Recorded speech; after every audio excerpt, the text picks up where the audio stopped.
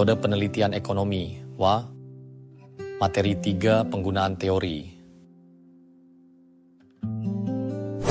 Pendahuluan. Assalamualaikum warahmatullahi wabarakatuh. Salam sejahtera untuk kita semua. Halo para mahasiswa dan peneliti muda, apa kabar hari ini? Semoga semuanya dalam keadaan sehat dan semangat untuk terus belajar bersama. Pada kesempatan kali ini, kita akan membahas topik yang sangat penting dalam dunia penelitian, yaitu materi 3, penggunaan teori. Teman-teman sekalian, teori memegang peranan yang sangat penting dalam penelitian. Teori bukan hanya sekadar hiasan dalam proposal atau laporan, melainkan menjadi landasan konseptual yang memandu arah penelitian, membentuk kerangka berpikir, sekaligus membantu kita dalam menafsirkan hasil penelitian. Dengan teori, seorang peneliti tidak hanya mampu menjelaskan fenomena yang diamati, tetapi juga bisa memprediksi hubungan antar variabel dan mengaitkan temuan dengan pengetahuan yang sudah ada sebelumnya. Singkatnya, teori adalah jembatan antara hasil empiris yang kita temukan di lapangan dengan kerangka keilmuan yang lebih luas. Nah, penggunaan teori ini berbeda-beda tergantung pada pendekatan penelitian yang digunakan. Dalam penelitian kuantitatif, teori biasanya hadir untuk merumuskan hipotesis, menjelaskan hubungan kausal, serta mendefinisikan variabel penelitian secara operasional. Dalam penelitian kualitatif, teori lebih banyak berfungsi sebagai lensa konseptual yang membantu peneliti memahami makna pengalaman atau fenomena sosial. Penempatannya pun bisa bervariasi, di awal, di tengah, atau bahkan di akhir penelitian. Sementara, dalam penelitian metode campuran, teori justru berfungsi untuk mengintegrasikan dua pendekatan tersebut, sehingga menghasilkan pemahaman yang lebih utuh dan komprehensif. Melalui materi ini, kita akan mendalami bagaimana teori digunakan secara rinci pada ketiga pendekatan penelitian tersebut, mulai dari kuantitatif, kualitatif, hingga metode campuran. Dengan begitu, diharapkan para pembaca atau peneliti pemula dapat lebih memahami bagaimana menempatkan teori secara tepat, agar penelitian yang dilakukan tidak hanya valid, tetapi juga memberi kontribusi ilmiah yang kuat. Baiklah, itu tadi pengantar untuk materi 3, penggunaan teori. Pada bagian berikutnya, kita akan masuk lebih dalam ke pembahasan pertama, yaitu bagaimana teori digunakan dalam penelitian kuantitatif. Jadi, tetap ikuti sampai selesai agar pemahaman kita semakin utuh. Menguji klaim kausal dalam penelitian kuantitatif. Baik, sekarang kita akan membahas bagaimana cara menguji klaim kausal dalam penelitian kuantitatif. Sebelum kita masuk lebih jauh ke variabel, penting sekali kita memahami apa itu kausalitas. Menurut Blalock, kausalitas berarti adanya hubungan di mana perubahan pada satu variabel, yaitu variabel independen atau X, akan menimbulkan perubahan pada variabel lain, yaitu variabel dependen atau Y. Dengan kata lain, X dianggap sebagai penyebab, sedangkan Y adalah akibat. Mari kita ambil contoh sederhana. Pertanyaannya, apakah konsumsi 1 gelas anggur merah setiap hari dapat menurunkan risiko serangan jantung? Dalam hal ini, konsumsi anggur merah adalah variabel X, dan serangan jantung adalah variabel Y. Sekilas, hubungan ini terlihat logis. Namun, hati-hati karena hubungan yang terlihat secara statistik tidak otomatis berarti hubungan sebab akibat. Disinilah muncul masalah yang sering kita temui dalam penelitian, yaitu variabel tertentu atau confounding variable. Ini adalah variabel ketiga, sebut saya Z, yang tidak kita ukur, tetapi sesungguhnya memengaruhi hubungan antara X dan Y. Misalnya, kebiasaan olahraga bisa menjadi variabel Z. Orang yang rutin berolahraga mungkin juga lebih suka mengkonsumsi anggur merah dalam jumlah moderat, dan pada saat yang sama, olahraga itulah yang justru menurunkan risiko penyakit jantung. Jadi kalau kita tidak hati-hati, kita bisa salah menyimpulkan bahwa anggur merah adalah penyebab utama, padahal olahraga yang sebenarnya lebih dominan. Nah, dalam penelitian kuantitatif, variabel tertentu ini sangat krusial karena bisa menggabungkan hubungan kausal yang sebenarnya. Jika tujuan penelitian benar-benar ingin membuktikan sebab akibat, maka desain eksperimen murni atau eksperimen menjadi pilihan yang paling tepat. Dengan eksperimen, peneliti bisa memberikan perlakuan pada kelompok eksperimen, menggunakan kelompok kontrol sebagai pembanding, dan mengendalikan faktor-faktor luar yang bisa menjadi variabel tertentu. Namun, tentu saja tidak semua penelitian bisa dilakukan dengan eksperimen murni. Ada keterbatasan etis, biaya, atau kondisi lapangan. Dalam situasi seperti itu, peneliti bisa menggunakan metode survei. Melalui survei, peneliti bisa mengidentifikasi pola hubungan atau asosiasi antar variabel, misalnya lewat analisis korelasi. Tapi sekali lagi, korelasi itu tidak sama dengan kausalitas. Sebagai contoh, penelitian epidemiologi kesehatan memang menemukan hubungan antara konsumsi anggur merah secara moderat dengan penurunan risiko penyakit jantung hingga sekitar 20%. Tetapi temuan ini harus ditafsirkan dengan hati-hati karena masih ada banyak faktor lain yang bisa berperan. Jadi, dapat kita simpulkan bahwa mengakui klaim kausal dalam penelitian kuantitatif tidak hanya membutuhkan teknik analisis statistik yang tepat, tetapi juga desain penelitian yang kuat, serta kesadaran peneliti akan potensi bias yang mungkin memengaruhi hasil.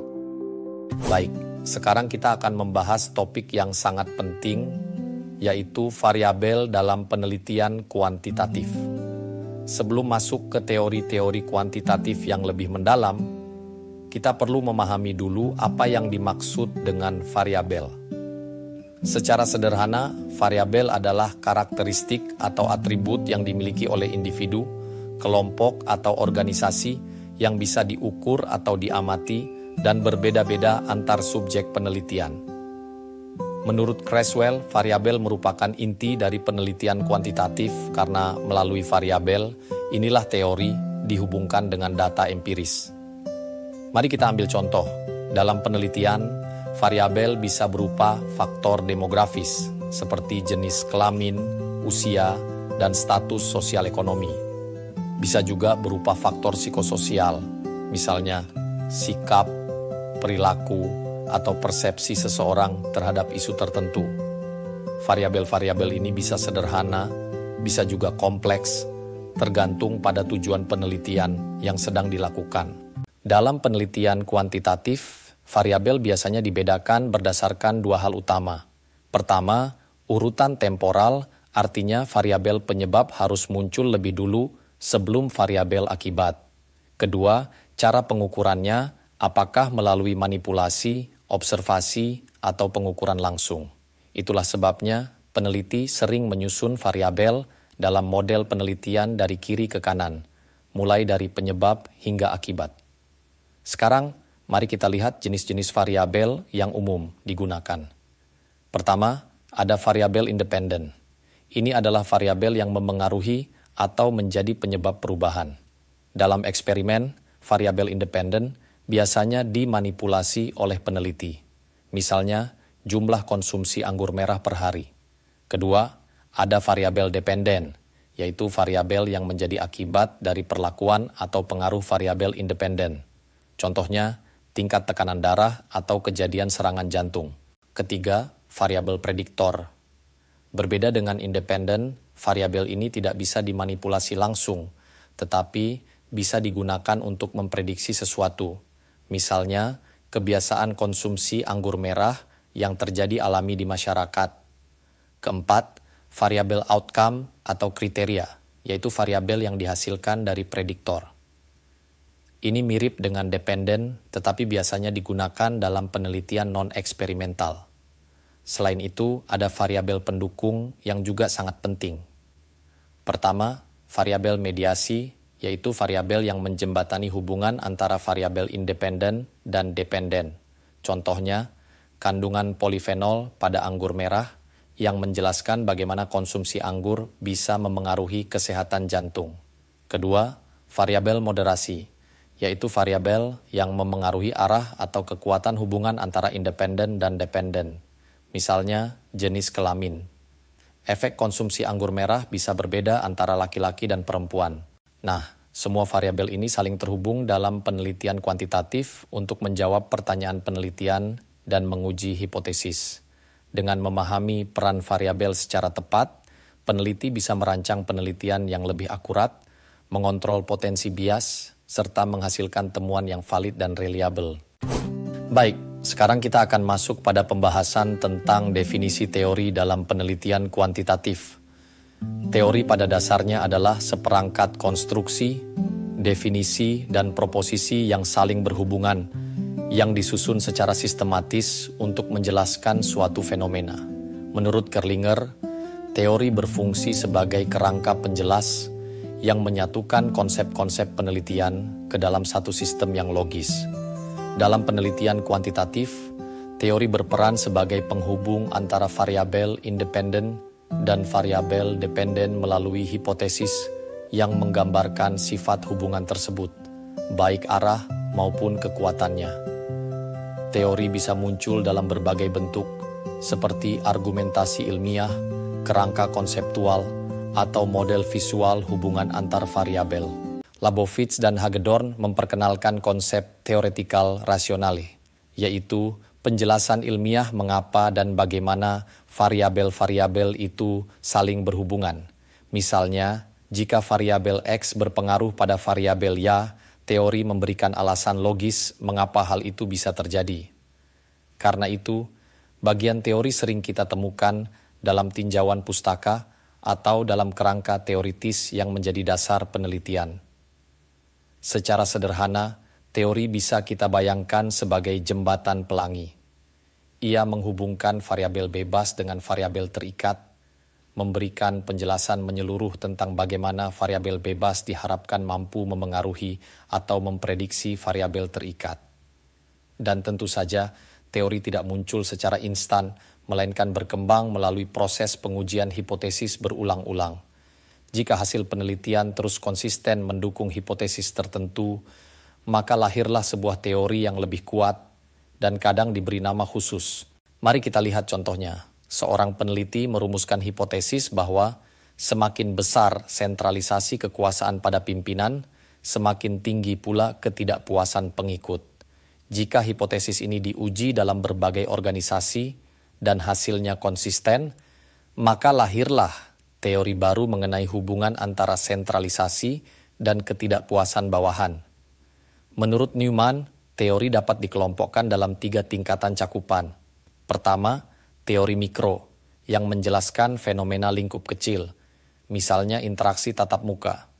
Kedua, teori meso, yang menjembatani antara mikro dan makro, misalnya teori organisasi atau teori gerakan sosial.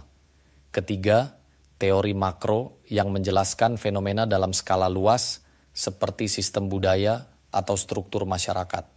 Dalam praktiknya, teori-teori ini banyak digunakan di bidang ilmu sosial, mulai dari psikologi, sosiologi, pendidikan, hingga ekonomi. Untuk menemukan teori yang relevan, peneliti bisa mengakses berbagai basis data akademik atau buku-buku teori di bidangnya. Intinya, pemahaman yang kuat tentang teori akan membantu peneliti merumuskan hipotesis yang tajam, membangun kerangka konseptual yang kokoh, serta memberikan kontribusi yang nyata terhadap pengembangan ilmu pengetahuan. Baik, sekarang kita akan membahas bentuk-bentuk teori dalam penelitian kuantitatif. Pada dasarnya, teori dapat disajikan dalam 3 cara utama. Melalui rangkaian hipotesis, melalui pernyataan if-then, atau dalam bentuk model visual. Pertama, teori dalam bentuk rangkaian hipotesis. Bentuk ini biasanya digunakan oleh peneliti yang ingin merinci hubungan antar variabel secara lebih sistematis. Setiap hipotesis mewakili satu aspek dari hubungan yang diteliti. Misalnya, dalam teori pertumbuhan ekonomi berbasis investasi dan modal manusia, kita bisa menyusun hipotesis bahwa semakin tinggi investasi publik di infrastruktur, semakin tinggi pula pertumbuhan ekonomi, atau bahwa semakin besar anggaran pendidikan, semakin tinggi kualitas modal manusia. Dari sana, kualitas modal manusia berpengaruh pada produktivitas tenaga kerja, dan seterusnya hingga menghasilkan pertumbuhan ekonomi. Hipotesis-hipotesis ini saling terhubung, membentuk satu rangkaian yang membangun kerangka teori. Kedua, teori dalam bentuk pernyataan if-then. Ini adalah cara menjelaskan teori dengan bahasa kondisional.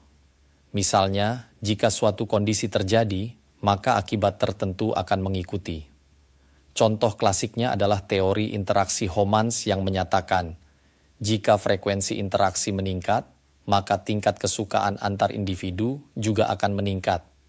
Model if-then ini membantu menjelaskan bukan hanya apa yang diprediksi, tetapi juga logika mengapa hubungan itu ada. Ketiga, teori dalam bentuk model visual. Cara ini memudahkan pembaca memahami hubungan antar variabel secara intuitif. Biasanya digambarkan dengan panah, kotak, atau diagram sebab akibat. Misalnya, variabel independen ditempatkan di sebelah kiri, variabel mediasi di tengah, dan variabel dependen di sebelah kanan. Panah satu arah menunjukkan arah pengaruh, tanda positif atau negatif menunjukkan sifat hubungan.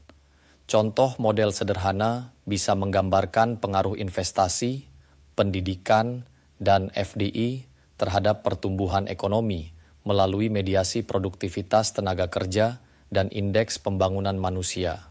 Model visual ini sangat membantu, terutama ketika penelitian menggunakan metode statistik lanjutan seperti path analysis atau structural equation modeling. Dengan adanya model visual, logika teori menjadi lebih jelas, mudah dipahami, sekaligus siap diuji secara empiris. Kesimpulannya, teori dalam penelitian kuantitatif bisa ditulis dalam bentuk hipotesis, pernyataan if-then, maupun model visual. Pilihannya tergantung pada tujuan penelitian dan gaya penulisan peneliti. Namun yang paling penting adalah bahwa teori tersebut mampu menjelaskan secara logis hubungan antar variabel, sekaligus memperkuat dasar penelitian yang kita lakukan. Baik, sekarang kita masuk ke pembahasan tentang penempatan teori dalam penelitian kuantitatif. Dalam penelitian kuantitatif, teori digunakan secara deduktif. Artinya, peneliti tidak membangun teori baru, melainkan menguji teori yang sudah ada. Prosesnya dimulai dari teori, lalu diturunkan menjadi hipotesis atau pertanyaan penelitian. Kemudian diuji dengan data, dan diakhiri dengan konfirmasi. Apakah teori tersebut terbukti atau justru tidak terbukti? Dengan kata lain, teori berfungsi sebagai kerangka kerja yang mengarahkan seluruh proses penelitian. Ia menjadi semacam peta atau model pengorganisasian yang memandu kita dalam menyusun pertanyaan penelitian, menentukan variabel, hingga memilih instrumen untuk mengukur data. Dalam kerangka berpikir deduktif, langkah-langkahnya adalah: pertama, peneliti memilih teori yang relevan. Kedua, dari teori itu diturunkan hipotesis atau pertanyaan penelitian. Ketiga, setiap variabel harus didefinisikan dengan jelas, bisa menggunakan definisi dari literatur yang sudah ada, atau merumuskan sendiri berdasarkan konteks penelitian. Setelah itu, data dikumpulkan melalui instrumen yang tepat, misalnya kuesioner atau tes. Terakhir, hasil penelitian digunakan untuk menilai apakah teori tersebut terkonfirmasi atau tidak. Nah, hal penting berikutnya adalah di mana sebaiknya teori ditempatkan dalam karya ilmiah kuantitatif. Ada 4 kemungkinan. Pertama, di bagian pendahuluan, untuk memberi gambaran dasar konseptual. Kedua, di bagian tinjauan pustaka sebagai bagian dari pembahasan literatur yang relevan. Ketiga, diletakkan setelah hipotesis atau pertanyaan penelitian untuk menjelaskan alasan logis hubungan antar variabel. Dan keempat, dalam bagian tersendiri, sehingga teori dipaparkan lengkap, jelas, dan terpisah dari komponen lainnya. Masing-masing pilihan punya kelebihan dan kekurangan.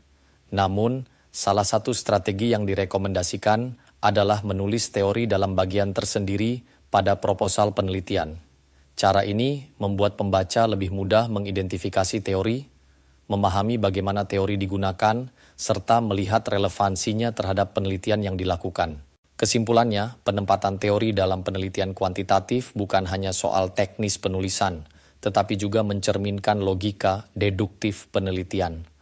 Dengan penempatan yang tepat, teori akan benar-benar berfungsi sebagai fondasi ilmiah yang memperkuat keseluruhan rancangan penelitian. Baiklah, sekarang kita lanjutkan ke pembahasan menulis perspektif teoretis kuantitatif. Dalam penelitian kuantitatif, perspektif teoretis memiliki peran penting karena berfungsi sebagai kerangka konsep yang menjelaskan hubungan antara variabel bebas dengan variabel terikat. Dengan perspektif ini, peneliti memiliki dasar argumentasi ilmiah yang kuat, mengapa suatu variabel dapat memengaruhi variabel lainnya, dan bagaimana hubungan tersebut bisa diuji secara empiris.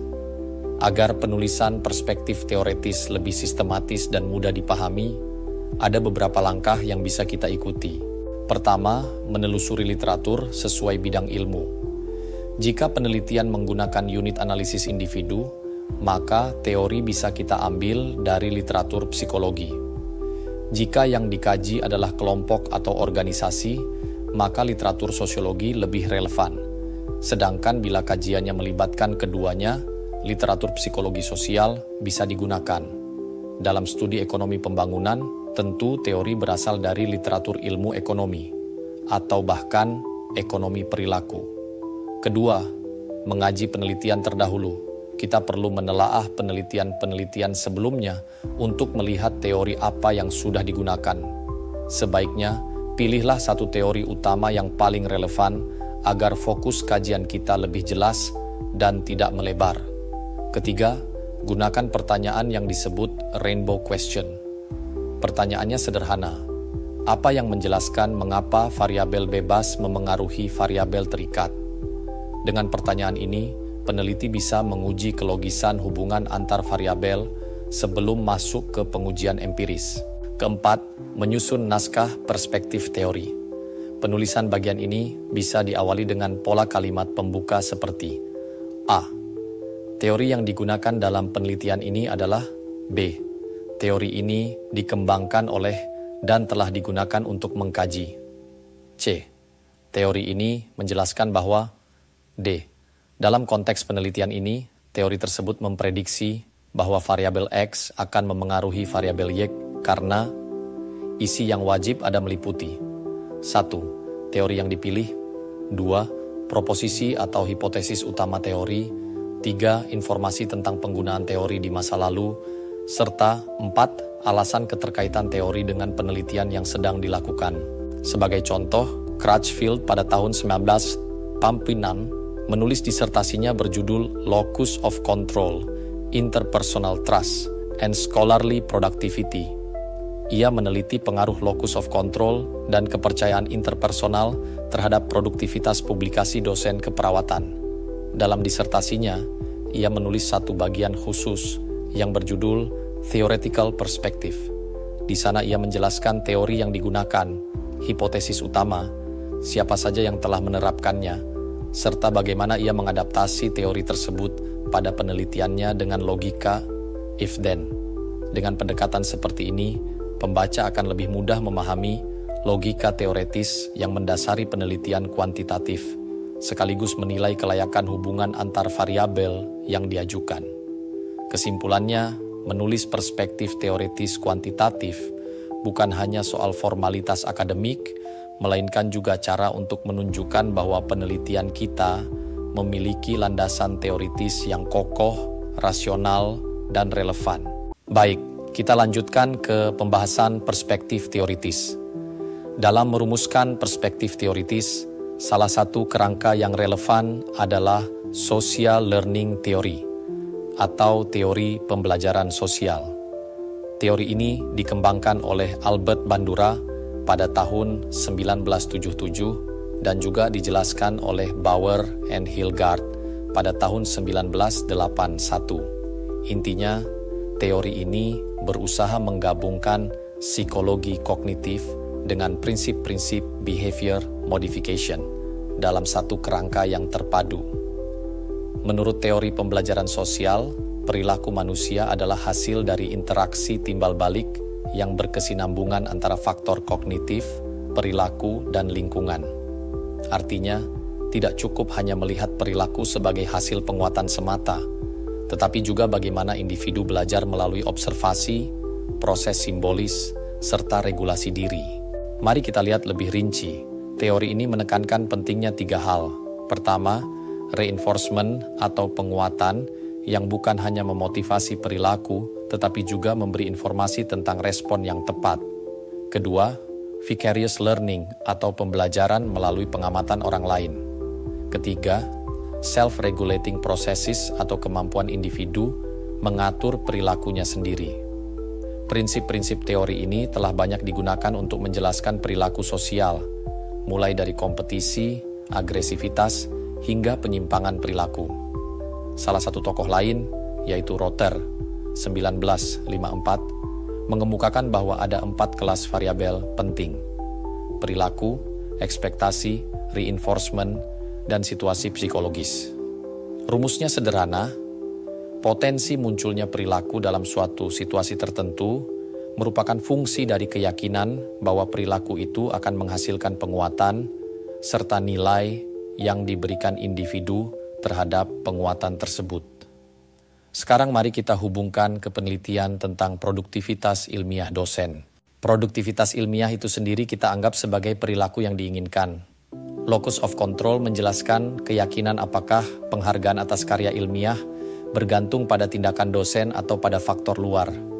Reinforcement berupa penghargaan dari aktivitas ilmiah, misalnya insentif publikasi atau kenaikan jabatan. Institusi pendidikan bertindak sebagai situasi psikologis yang menyediakan sebagian besar penghargaan tersebut. Dengan kerangka ini, rumus Rother dapat kita adaptasi. Potensi munculnya perilaku ilmiah dalam institusi pendidikan merupakan fungsi dari keyakinan dosen bahwa aktivitas ilmiah akan menghasilkan penghargaan tertentu, serta nilai yang ia berikan pada penghargaan itu. Selain itu, interpersonal trust juga berperan penting. Kepercayaan antar individu dalam lingkungan akademik dapat memengaruhi bagaimana locus of control berdampak pada capaian produktivitas. Lebih lanjut, faktor karakteristik individu seperti usia, pengalaman postdoktoral, status kepegawaian, dan masa kerja juga berkontribusi pada variasi produktivitas ilmiah dosen. Dengan logika ini, kita dapat merumuskan bahwa jika dosen percaya pada usahanya sendiri, memiliki kepercayaan terhadap pihak lain, menilai penghargaan akademik sebagai sesuatu yang berharga, dan jika institusi benar-benar menyediakan penghargaan itu, maka produktivitas ilmiah dosen akan meningkat secara signifikan. Sebagai penutup, materi 3 mengajarkan kita bahwa teori adalah pondasi utama dalam penelitian kuantitatif. Teori bukan sekadar hiasan akademik, melainkan kompas yang mengarahkan seluruh perjalanan penelitian, mulai dari perumusan masalah, pengembangan hipotesis, hingga analisis hasil. Dengan menempatkan teori pada posisi yang tepat dan menuliskannya secara sistematis, peneliti dapat menghadirkan argumentasi ilmiah yang lebih kuat, logis, dan meyakinkan. Teori memberikan alasan mengapa hubungan antar variabel layak diuji, serta bagaimana hasil penelitian dapat memberikan kontribusi terhadap pengembangan ilmu pengetahuan. Oleh karena itu, ketika kita menyusun penelitian kuantitatif, jangan pernah menganggap teori sebagai formalitas. Sebaliknya, perlakukanlah teori sebagai fondasi konseptual yang akan menentukan arah, kualitas, dan kredibilitas penelitian yang kita lakukan.